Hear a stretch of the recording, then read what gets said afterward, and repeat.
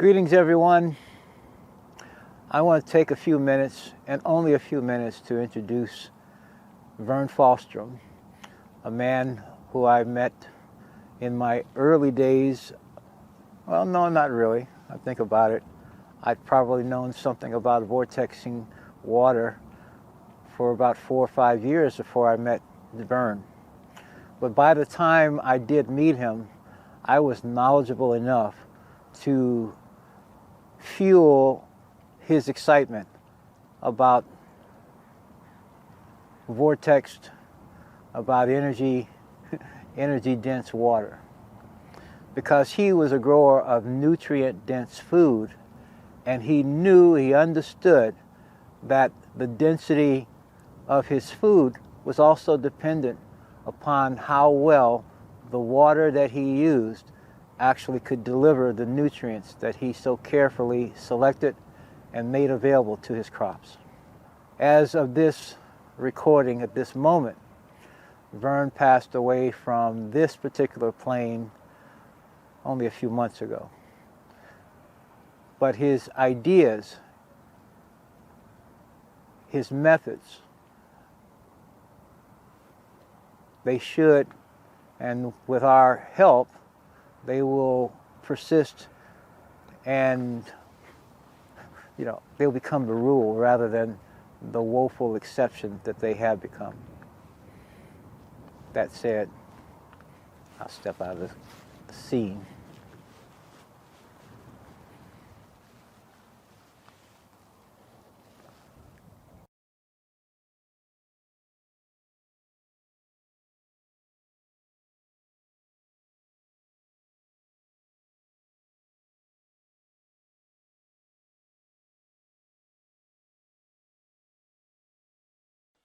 I got a feeling, well, first of all, even if we, let's say we'll plan on coming up here next year for that farm show, yeah. I see myself being up here when everything is all set. I'll have contrast to this in time. Well, I have a lot of pictures I've taken on the farm, so I've got hundreds of pictures. Beautiful.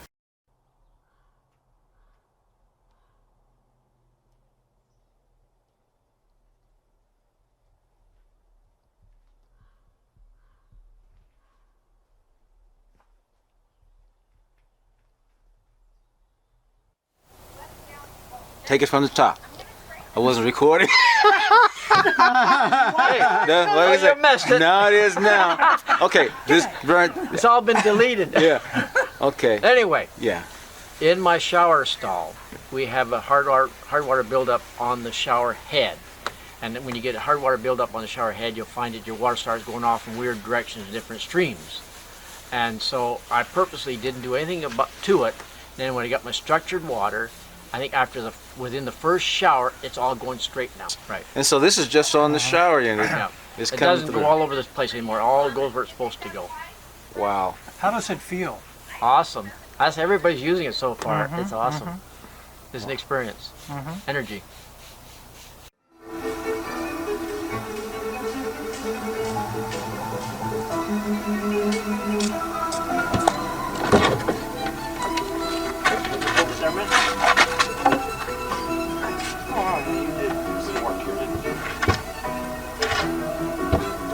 Okay, this is where it's going to have to go, right in here.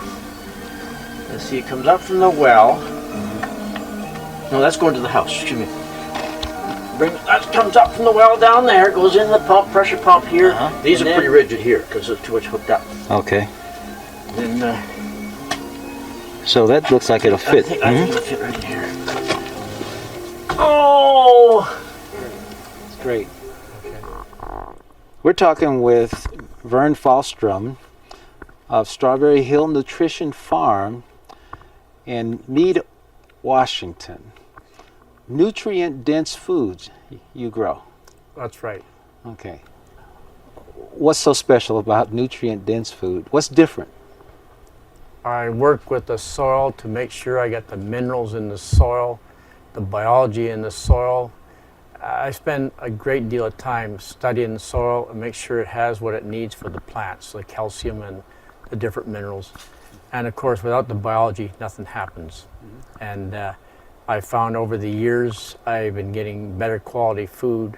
It doesn't just happen overnight. It's just I keep working at it and working at it, working the soil. I take classes and seminars. And so last year I felt I arrived where I wanted to be when I could look at my farm and I had no bug damage anywhere on the farm. Even up to the fall when I had the cold nights, I would typically get aphids on the kale and the collards and that. I had no aphids. So the quality of those plants had got to where I was shooting for, so to speak. But it took a long time to get there. From what I learned and am learning about farming, though, that's what you're experiencing or describing right now is rare, would you say? I don't think so. I went to Australia and I studied sustainable agriculture with Graham Sate, and I learned a lot from him because in America we talk about that, but I had no one in America who was actually teaching how to do it. And so when Graham Sate published an article in Acres USA about how he was doing nutrient-dense food, I got so excited. It wasn't funny. I couldn't contain myself practically because here the guy had the answers to what I wanted. And so needless to say, I put my house in order and I contacted him and I went to Australia and I took his sustainable agriculture course. Best thing I ever did. And at that time I was already a master gardener, a master composter, and a geologist and scientist. But he took it to a much, much higher level, and I'm forever grateful for going there and learning from him. It was great. So you preface agriculture, though, with the word sustainable. And so nutrient-dense food becomes or is a part of what would be considered a sustainable system, a system of developing. Sustainability is a component of it. Still, in terms of the way farming is done today, is not exactly sustainable, would you say? Absolutely. You want to get, if you use any kind of chemicals, and I have friends of mine think they can use a little bit is still too much, because the plants are going to get sick. The only reason you get bug damage on the plant isn't healthy. And I go to farmers markets quite often and I see organic food with bug damage, and the vendor will say, well, I'm organic, but if you are organic and you still have bug damage, those plants are not healthy. So he still has some work to do. And so I've been learning. I started off conventional, I went mid-lighter, and I went organic, but I'm never satisfied. I always want something better. So even though I've achieved where I wanted to be last year, now I'm going to go structured water, and I just want to get it better quality produce or plant. I haven't stopped. I just want to keep getting better. Yeah, that is one of the things where we see organic, and we're paying extra for that term, and there's a presumption that the nutrient value, the nutrient density is there, but that's not really necessarily so. Would you say? That's right, because when I took these classes and I listened to Dr. Arden Anderson and Bruce Tanio and quite a few people that I have a lot of respect for, they kept talking about nutrient-dense food, and so I changed the name of my farm. When I was doing my farming, I said I was a nutrition farmer, and quite often people would approach me and say, when are you going to certify organic? I says, never. I'm growing a better end product. And so I've stuck to my guns, and now I changed the name of the farm to Strawberry Hill Nutrition Farm, because that's exactly what I'm doing.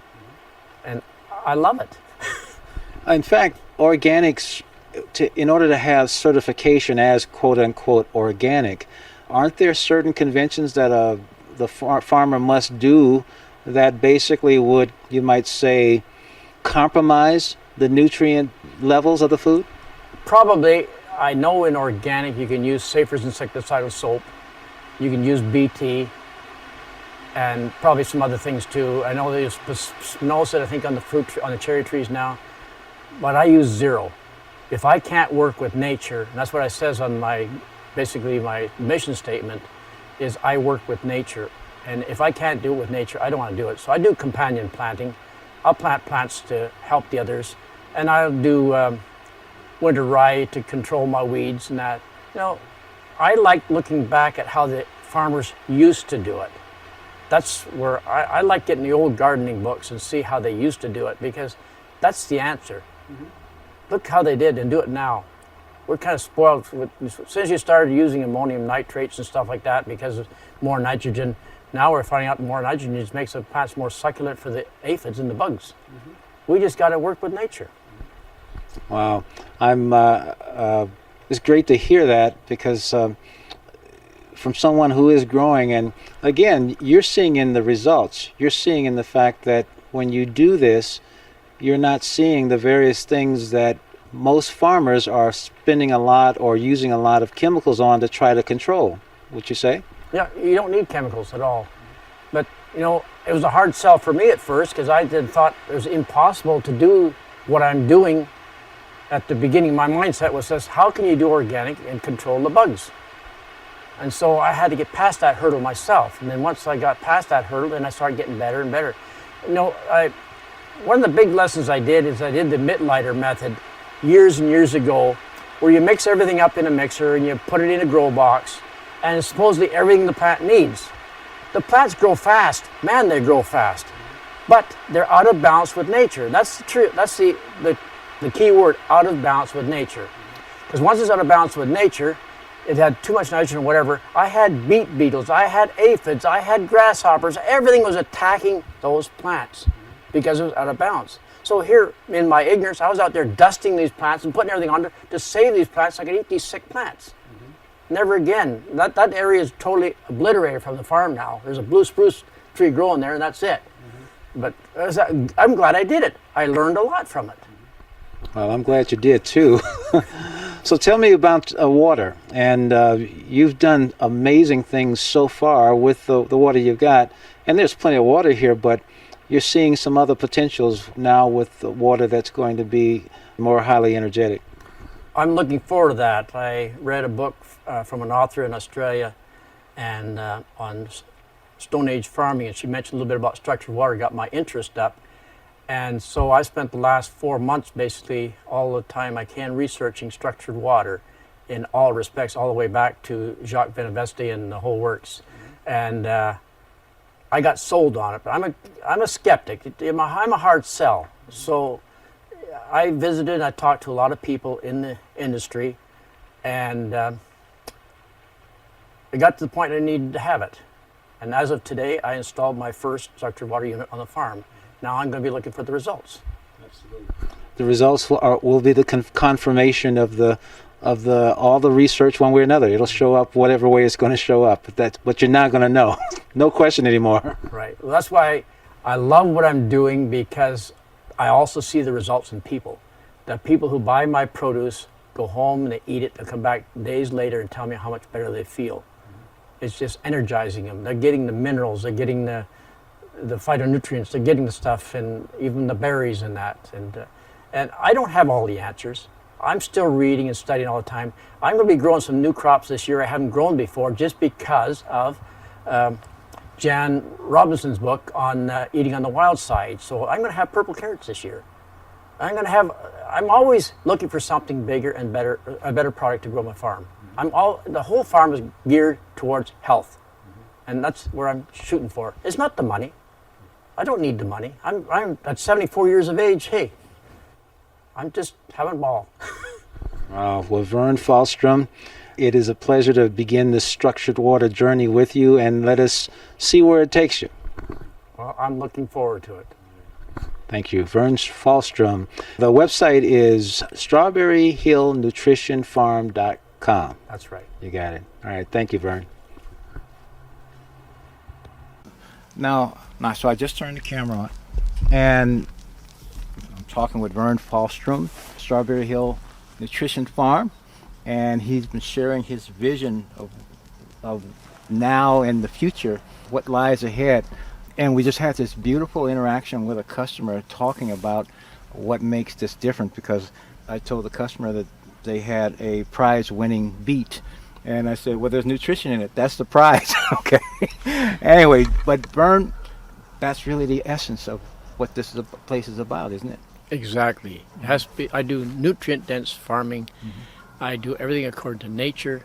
And I always have to give credit to Nutritech Solutions in Australia with Dr. Graham State. He has one heck of a course on it.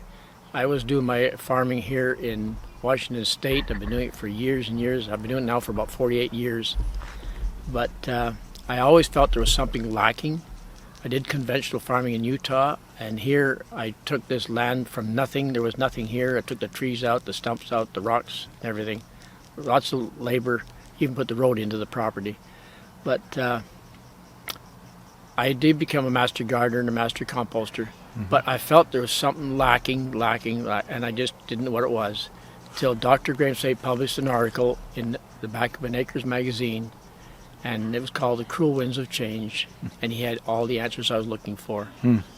So needless to say, I contacted him, packed my bags, and went to Australia.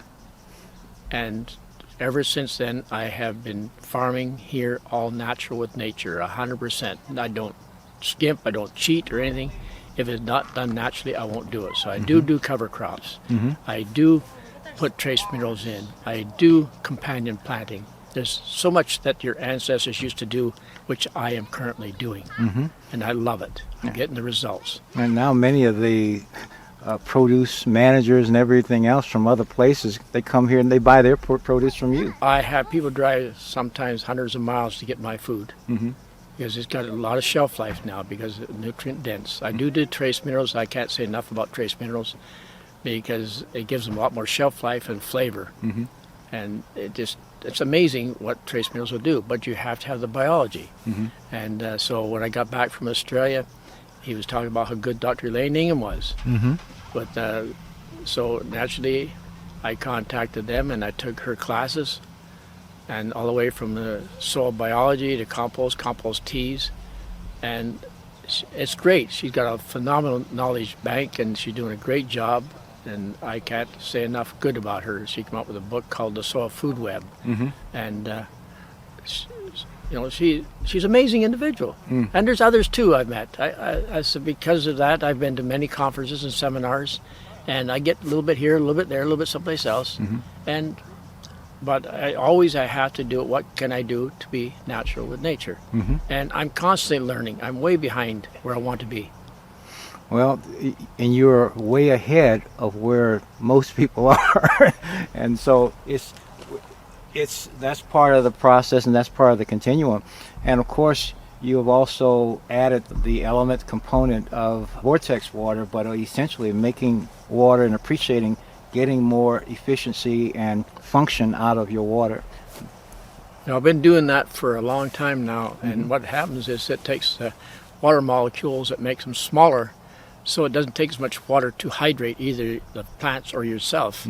And since we have it in the home as well, your clothes come out better. Showers like having a soft water shower without having to salt or anything like that. It's really good. In fact, I installed a structured water unit without telling the people I had living in my basement, and they came up the next day and says, "What did you do to the water?" Well, okay, so you've experienced a shower. You didn't even know this was put in, right? I didn't know until a few days ago when Brother Fallstrom told us. Okay, but you knew, but somehow. So tell us about what happened. How do you feel? What's the difference? I feel a little bit more energized. I feel a little bit more of like my hair is a little softer. And I don't know, I think it's just been a really great experience. Like before it was kind of like the water would just, and now it's like warmer, faster, and like it's just really great. Very cool. Thank you very much. Appreciate it now. No problem. All right. Because here it was hard water one day, the next day it was soft water. And they were so impressed. Yeah. And so we're sold on it. And we talk about function. We're simply taking a water that was already not functional. We think of water simply as solid, liquid, or gas. We don't think about levels of efficiency or functionality of it. And what vortexing is doing through that motion is actually restoring some other properties of water that have waned. Well, this gentleman, you won't give you his name because you have to have permission from him first, but he had a lot of problems with his hands, with like arthritic and that. And since he's been doing the vortex water with the trace minerals, his hands are all clearing up. He can't say enough. He is ecstatic about his improvement in his health. And when I talk about trace minerals like azomite, if you look, there's a book called Nourishing Traditions with Sally Fallon, and at the back of the book there's a chapter on superfoods, and that's where she talks about using azomite. So it's nothing that we come up ourselves. It's something that she's been talking about for years and years. But since we start using it, wow. I have a taxidermist who raises emus and birds for emus for medicine and stuff like that, and birds for fly tying. And since he started using the azomite, he tells me all the internal organs are very healthy, not like they used to be. So he said he will not feed his animals, his birds at all, without having the azomite in the feed. Wow, it is so super. Yeah, I interviewed Sally Fallon as she was a part of the Weston A. Price Foundation. Right. I don't know if she still is or not, but she is an author. She's done a lot of research along these lines. And most people, I guess, even if they know of azomite, they know it more so as a soil amendment, so to speak. But as it turns out, what's good for the soil in terms of minerals and full spectrum, it's also good for the soil inside the system itself, the body. Well, it's got so many trace minerals in there. Got so much in there. Yeah. And you know, you might be lacking something in your body, not even aware of it, but when you throw something in your, say you're eating a beet or any kind of a vegetable that's been fed, grown here with the nutrition and the minerals in the ground, chances are you're going to get what you're lacking by eating your beet or by eating your carrot or by eating a cucumber. It might be there, and your body's going to say, wow. Yes. Yeah. So, and unfortunately, the customer that was here commented, in fact, that you can go to your general produce station, and it looks like food, it looks good, pretty, everything else, but it's the contents. The issue has to do with, are the nutrients present or not? And unfortunately, in our society at least, the rule has been such that it hasn't been at least enough nutrients, if any, and that's become the rule versus the exception. You have the exception, and you have an exceptional farming practice, which should be the rule. but you realize, Adam, I don't know how they can do it on a large scale. It takes these small farms. Europe realized this a long time ago. They don't want the big farms because that's when the chemicals come in, big, heavy machinery. And so, like a tomato never gets a chance to ripen on a vine. It's picked green. And so unless it ripens in the grind, you're not going to get all those nutrients. You need that sun on those tomatoes. True. Absolutely. And so it's, I say, what was the expression? It looks like a duck, quacks like a duck. I don't know what Yes. it is. But you know, they're in there to make money. And I'm watching how they do the corn and stuff like that, big implements, big equipment. But where's the food value? So Yes. you're eating these veggies and these berries and that, but what are you getting? They talk about strawberries being part of the dirty dozen.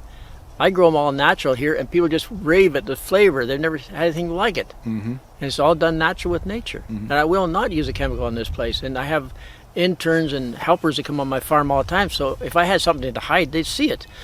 But they're here, and they come back because they want the food. Well, nourishment is still king in many, many ways, and we need to have, I'll say, a commitment to nutrition and nutritional value. I understand about scale and large scales and everything else, but presently farmers can sell product that looks good even though it doesn't have the substance. If no one would buy it, then they start changing their tune.